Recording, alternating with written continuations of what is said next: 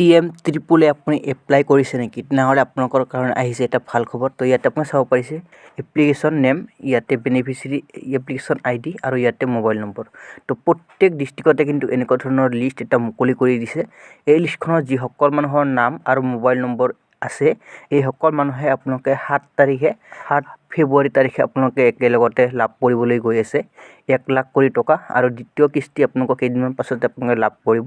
তো এই লিষ্টখন কেনেকৈ চেক কৰিব আৰু কোন যিসকলে ইণ্টাৰভিউটো কমপ্লিট হৈছে এই সকল মানুহে আপোনালোকে এই টকাটো লাভ কৰিব আৰু যিসকলে ইণ্টাৰভিউ কমপ্লিট হোৱা নাই এইসকলে লাভ নকৰিব। এই যিখন লিষ্ট আছে এই লিষ্টখন যিসকল মানুহে ইণ্টাৰভিউ দিছিল যিটো অফিচাৰৰ লগত, এই অফিচাৰে আপোনালোকক হোৱাটছআপত আপোনালোকক গ্ৰুপ বনাই কিনে আপোনালোকক জনাব বা আপোনালোকৰ লিষ্টটো মুকলি হৈ আছে সেই অফিচাৰৰ লগত। আপোনালোকে যদি আপোনালোকৰ সেই অফিচাৰৰ নম্বৰ আছে তেনেহ'লে আপোনালোকে যোগাযোগ কৰি কিনে আপোনালোকৰ নাম চিলেকশ্যন হৈছে নে নাই আপোনালোকে নিজেও চেক কৰিব পাৰিব। তো এয়াই আছিল আপোনাক গুৰুত্বপূৰ্ণ আপডেটবোৰ দিবলগীয়া। ডক্টৰ হিমন্ত বিশ্ব শৰ্মা ছাৰে মুখ্যমন্ত্ৰীৰ আত্মনিৰ্ভৰ অসম আঁচনি, এই আঁচনিখনৰ জৰিয়তে ৭৫,০০০ যুৱকক আমি ২ লাখ টকাকৈ আগবঢ়াম। এই আঁচনিখন ৭ তাৰিখে আমি কামৰূপ মহানগৰ জিলাত আৰম্ভকাৰীৰ মাজত আমি প্ৰথম কিস্তিৰ ১ লাখ টকা বিতৰণ কৰিম। তাৰ পিছত ১২খন আৰু সভা অনুষ্ঠিত হ'ব। ডিব্ৰুগড়, তিনিচুকীয়া, চৰাইদেউ, শিৱসাগৰৰ হিতাধিকাৰীসকলক লৈ আমি ডিব্ৰুগড়ত এখন সভা অনুষ্ঠিত কৰিম। বিশ্বনাথ, শোণিতপুৰ, দৰঙৰ হিতাধিকাৰীসকলক লৈ আমি তেজপুৰত এখন সভা অনুষ্ঠিত কৰিম।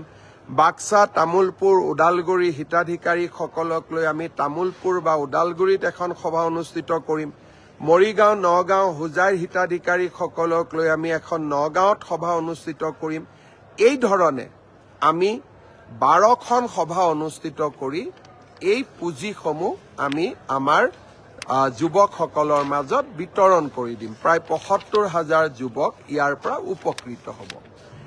ইয়াৰ পিছত এই প্ৰথম কিস্তিৰ ধন বা এই ৭৫,০০০ যুৱকক পুঁজি বিতৰণৰ কাম ৭ তাৰিখে আৰম্ভ কৰি আমি ১২ বা ১৩ তাৰিখে ফেব্ৰুৱাৰীৰ ভিতৰত আমি সমাপ্ত কৰিম। ইয়াৰ সমান্তৰালভাৱে যোৱা বছৰ আমি ২৫,০০০ যুৱকক ১ লাখ টকাকৈ মুখ্যমন্ত্ৰীৰ আত্মনিৰ্ভৰ অসম আঁচনিৰ পুঁজি বিতৰণ কৰিছিলোঁ। যিসকলে এই পুঁজি সফলভাৱে ৰূপায়ণ কৰিলে আমি তাৰ এটা এছেছমেণ্ট কৰি আছো আৰু যিসকলে সফলভাৱে ৰূপায়ণ কৰিলে তেওঁলোকক আমি দ্বিতীয় কিস্তিৰ ধন আমি ২০ ফেব্ৰুৱাৰীৰ আগতে মুকলি কৰি দিবলৈ যত্ন কৰিম। তাৰ এতিয়া এটা ছাৰ্ভে চলি আছে।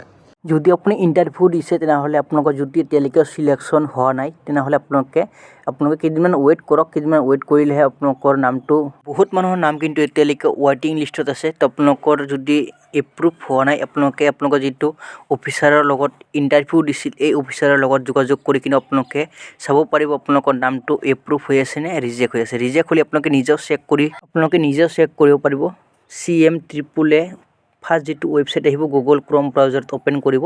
তো আপোনালোকে লগ ইন কৰি কিনে নিজেও চেক কৰিব পাৰিব যে আপোনালোকৰ নামটো ৰিজেক্ট হ'ল নে এপ্ৰুভ হ'ল।